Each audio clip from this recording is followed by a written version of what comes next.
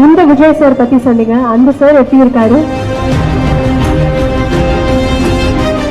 இந்த சார் ரொம்ப நல்லா இருக்கார். அவர் ரொம்ப நல்லா இருக்கணும். அவர் எங்க ஃபேமிலியில ஒருத்தர். நான் வேற ஒரு இடத்துல இருந்தேன். மார்னிங் ஃபோன் பண்ணி கேட்டாரு, ஓகே வரேன் அப்படின்னு சொல்லிட்டு வந்துட்டு, அவ்வளோதான் விஜய் ஆண்டனி.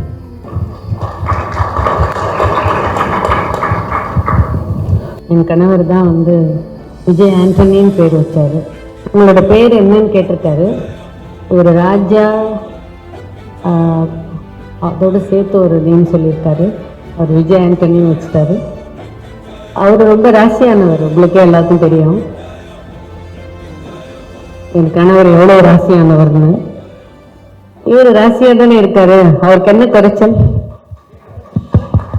25 படம் முடிச்சுட்டு 25வது படம் 25th மூவின்னு சொன்னாங்க. 2005 அவரை இன்ட்ரடியூஸ் பண்ணாங்க.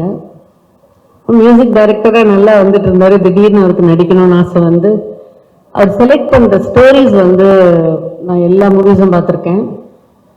ஃபஸ்ட்டு மூவி நான் வேளச்சேரி என்ன மால், அது ஃபீனிக்ஸ் மாலில் பார்த்தேன். அவரோட செலக்ட் பண்ணுற சப்ஜெக்டு அவரோட புதுசாக இருக்கும். எனக்கு என்னமோ ரொம்ப வித்தியாசமாக இருக்கும். வித்தியாசமான மனிதர். நிச்சயமாக இன்னும் பெரிய இடத்துக்கு வரணும். ஆல்ரெடி ஒரு நல்ல இடத்துல இருக்காரு, கடவுள் கிருபையில். இன்னும் பெரிய இடத்துக்கு வரணும்னு கடவுளை வேண்டிக்கிறேன். நன்றி, வணக்கம்.